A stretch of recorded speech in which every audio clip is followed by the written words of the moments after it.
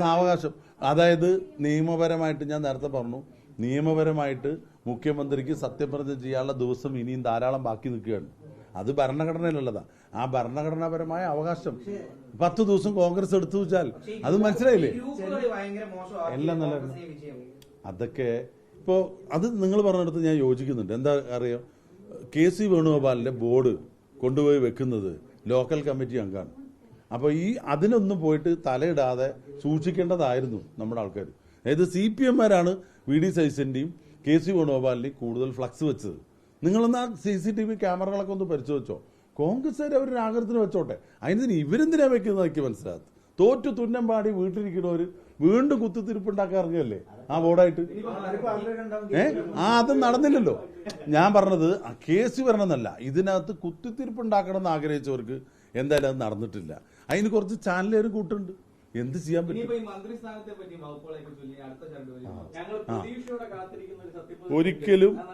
ഒരിക്കലും ചരട് വലികളൊന്നും ഇതിനകത്തില്ല. സുതാര്യമായ ജനാധിപത്യ പ്രക്രിയയിലൂടെ യോഗ്യരായ ആളുകളെ തെരഞ്ഞെടുത്ത് ഹൈക്കമാൻഡ് മന്ത്രിമാരാക്കും.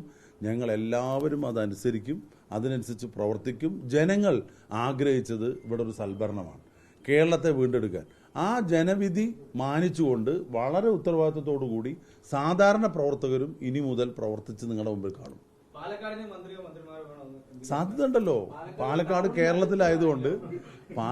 കേരളത്തിലായതുകൊണ്ട് മന്ത്രിക്ക് സാധ്യത ഉണ്ട്. അത് ഞാനല്ല തീരുമാനിക്കുക, UDF-ന്റെ ഉന്നത നേതൃത്വം തീരുമാനിക്കണം. ആഗ്രഹമുണ്ട്. പാലക്കാട് നിന്ന് മന്ത്രി വേണോ വെച്ചാൽ വേണ്ടെന്ന് പറയുമോ? ഞാൻ ഇവിടുത്തെ MP അല്ലേ, എനിക്ക് സപ്പോർട്ട് ചെയ്യാൻ കേരള ഗവൺമെന്റിൽ ഒരു പ്രതിനിധി വേണ്ടേ? 14 ജില്ലയ്ക്കും വേണമെന്ന് എല്ലാവരും ആഗ്രഹിക്കില്ലേ? ന്യായമായ ആവശ്യം. ഞാൻ സതീശൻ പറഞ്ഞെടുത്ത ആഗ്രഹം ഉള്ളിൽ ഒതുക്കിയിരിക്കുമെന്നല്ല, ഇത് സന്യസിക്കുകയല്ല, അല്ലല്ലോ. പൊതുപ്രവർത്തനം എന്ന് പറഞ്ഞാൽ ഇപ്പൊ MLA ആയി, MP ആയി, പഞ്ചായത്ത് മെമ്പറായി, അതൊരു അധികാരമാണ്. ആ അധികാരം ജനങ്ങൾക്ക് വേണ്ടി വിനിയോഗിക്കണം എന്നാണ് എൻ്റെ പക്ഷം. ഞാൻ ആ ലൈനിലാണ്. ഈ കാര്യത്തിൽ നമുക്ക് അധികാരം കിട്ടണം. എനിക്ക് ഒരു ആഗ്രഹവും ഇല്ലാണ്ടാണ് ഞാൻ MP ചെയ്തത്. അപ്പം ഞാൻ ജനങ്ങളോട് ആഗ്രഹിച്ച് ഷംനയോടൊക്കെ വോട്ട് ചോദിച്ചിട്ടാണല്ലോ ഞാൻ ജയിച്ചത്.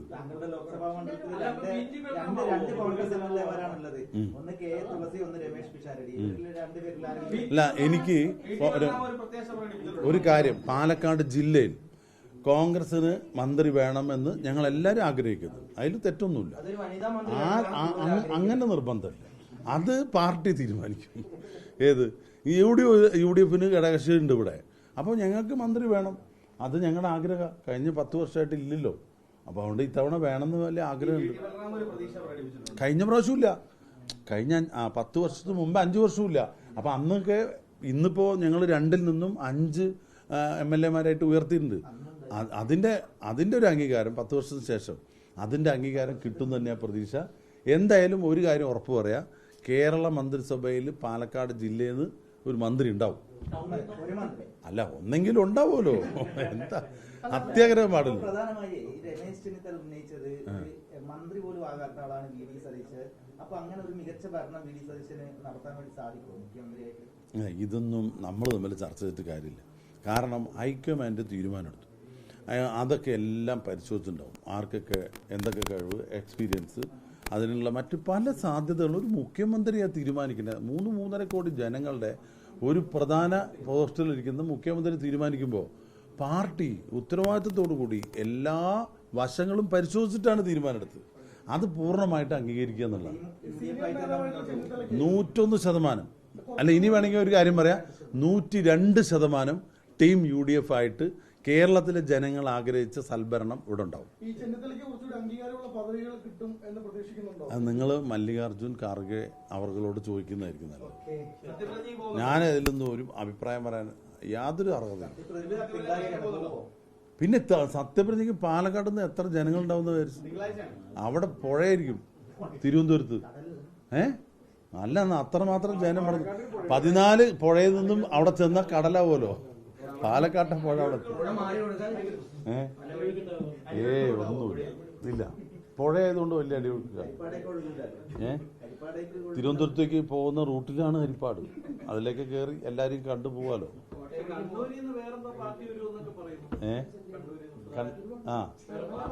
സുധാരേടൻ അതിന്റെ ഏറ്റവും മുമ്പിലുണ്ടാവും. സത്യപ്രതിജ്ഞ ചെയ്യുന്നിടത്ത് നിങ്ങളെന്ന് വെച്ചാൽ കോൺഗ്രസ് പറഞ്ഞ എന്താ അഭിപ്രായമുണ്ട്.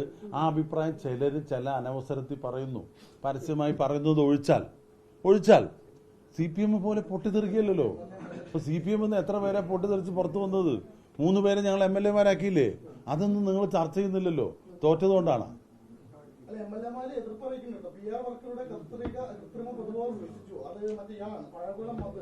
ഇതിൽ വേറെ കാര്യം, നിങ്ങൾ ഇതിനൊക്കെ എരിവും പുളിയും കൊടുക്കലാണ്. നിങ്ങൾക്ക് റേറ്റിംഗ് ഒരു പ്രധാനപ്പെട്ട ഘടകമാണ്.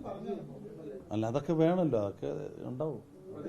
ചിലപ്പോ അവരറിയാണ്ടായിരിക്കും സോഷ്യൽ മീഡിയയിലിട്ട് സുധാകരന്